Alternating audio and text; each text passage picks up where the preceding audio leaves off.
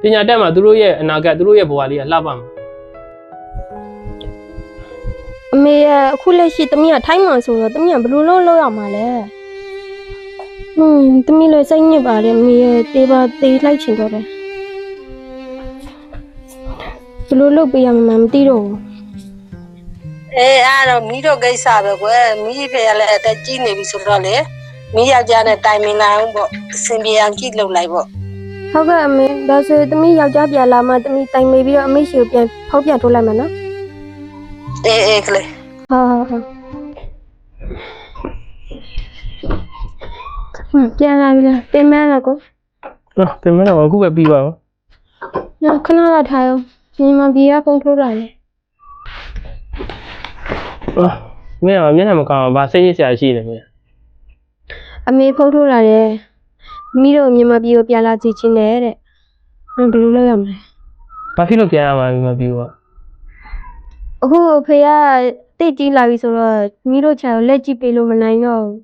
ချန်ကလည်းအတိစားချန်ဆိုတော့တစိမ့်ကိုထားမယ်ဆိုလဲအစင်မပြေမှစိုးလို့မိတို့မြန်မာပြည်ကိုထွက်လာပြီးတော့ကိုချန်ကိုလာကြည့်ဖို့လာလုပ်ဖို့ပေါ့ဦးစီးဦးဆောင်လုပ်ရအောင်ဆိုလို့လာတော့အမေကဖုန်းထိုးလာပြီးပြောတယ် အဲ့ဒါဆိုမင်းကဘယ်လိုမျိုးလုပ်လို့မင်းကစိတ်ကူးထားအရင်စိတ်ချလို့ပြောတယ် အဲ့ကြောင့်မလို့ကို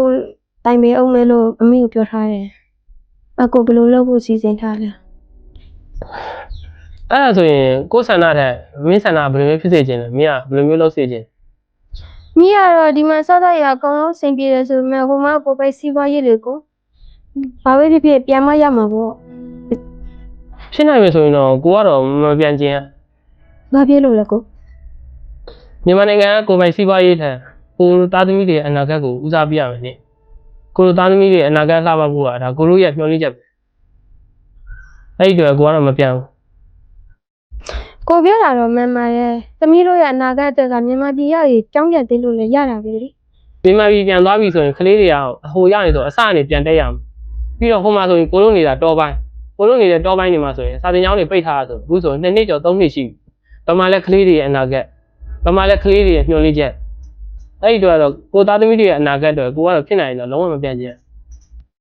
ဒါဆိုမြန်မာပြည်ကဥယျာဉ်ချံဘယ်လိုလုပ်မလဲမိတို့မြေပေါင်းများစွာစုဆောက်ပြီးတော့စူးစမ်းထားတဲ့ဟာလေး ကိုကတော့ကိုသမီးရဲ့ဟိုအနာဂတ်တော့ပညာတတ်မှာဖြစ်မှာပညာတတ်မှာသူတို့ရဲ့အနာဂတ်သူတို့ရဲ့ဘဝလေးကလှပမှာ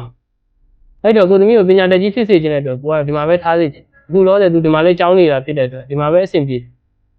ဒါကတော့နေ့ရဲ့ဆုံးဖြတ်ချက်လေးနေ့ဘယ်လိုမျိုးလုပ်ချင်လဲပေါ့ဒါကိုအကျိုးကြောင့်ပြောပြတယ်နော်ဘာကြောင့်လဲဆိုတော့ဦးဟိုမှာကိုပိုင်စီးပွားရေးဆိုတာမှန်တယ်ကလေးရဲ့အနာဂတ်နဲ့ကိုပိုင်စီးပွားရေးနဲ့မိဘစဉ်းစားမလဲပေါ့မိရဲ့ဆုံးဖြတ်ချက်ပေါ်မှာမူတည်တယ်မိဘယ်လိုဆုံးဖြတ်မလဲပေါ့ ဘယ်တက်နိုင်မလဲခလေးရဲ့အနာဂတ်အတွက်ဆိုတော့ဒီမှာပဲစစ်နေမှရမှာပေါ့